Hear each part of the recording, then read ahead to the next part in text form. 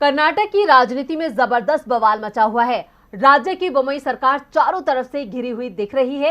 केंद्रीय नेतृत्व भी सीएम बसवराज बोम्मई को सख्ती से बता चुका है कि विवाद अपनी जगह है, लेकिन काम करके दिखाना होगा। लेकिन कर्नाटक में काम की जगह कमीशन खोरी हो रही है। इस मामले में एक ठेकेदार ने खुद की जान भी ले ली है। आरोपी जो है वो सरकार में मंत्री हैं और एक मंत्री के ऊपर एक गंभीर आरोप लगे हैं, जिससे पार्टी मुश्किल में फंसती हुई नजर आ रही है।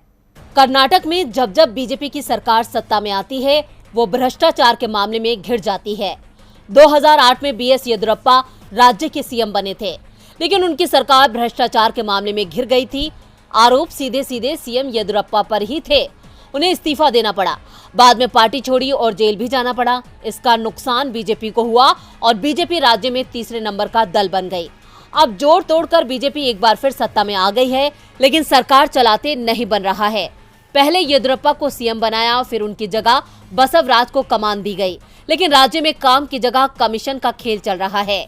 इस बार आरोपों में घिरे हैं पार्टी के वरिष्ठ नेता और ग्रामीण विकास और पंचायती राज मंत्री ईश्वरप्पा पर कमीशन मांगने के आरोप बीजेपी कार्यकर्ता और ठेकेदार संतोष पाटिल ने लगाए हैं।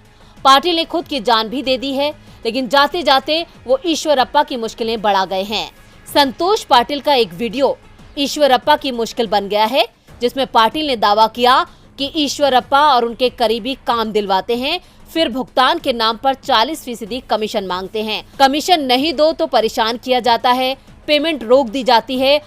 पाटिल के आरोपों को शुरुआत में बसवराज बोम्मई ने हल्के में लिया। इसका कारण ईश्वरप्पा की पार्टी में मजबूत पकड़ थी। ईश्वरप्पा कुरुबा समुदाय से आते हैं। राज्य में इनकी आबादी 9% बताई जाती है। बीजेपी में ईश्वरप्पा इस समुदाय का चेहरा है।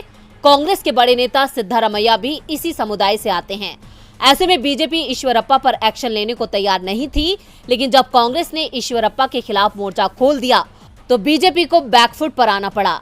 ईश्वरप्पा को खुद ही अपने इस्तीफे का ऐलान करना पड़ा, लेकिन अब विपक्ष हमलावर हो चुका है। वो ईश्वरप्पा के खिलाफ एफआईआर दर्ज कर उनकी गिरफ्तारी की मांग पर भी अड़ गया है। ऐसे में सवाल है कि क्या भ्रष्टाचार में फंसे ईश्वरप्पा का भविष्य भी येदियुरप्पा की तरह होगा।